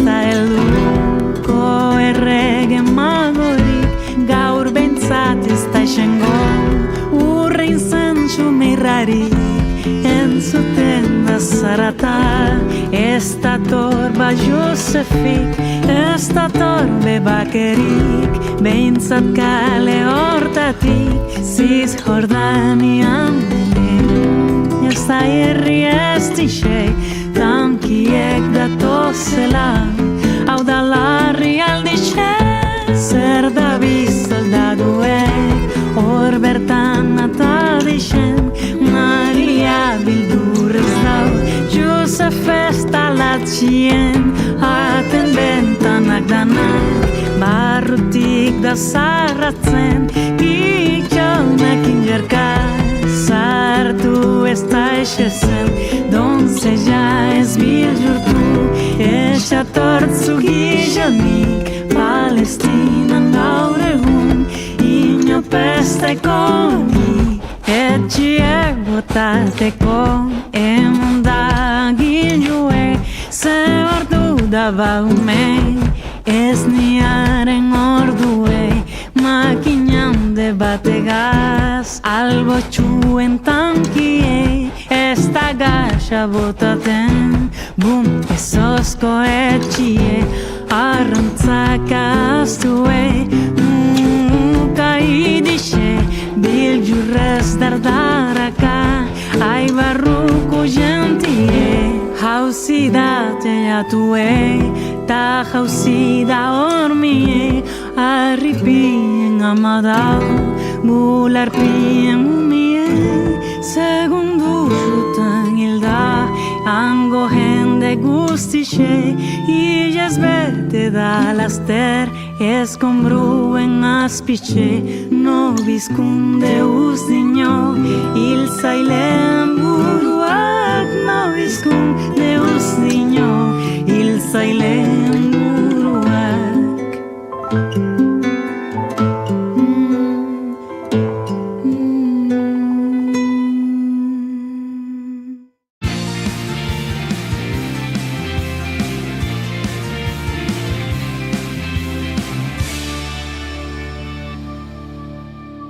Keep calm and bigarren kafea.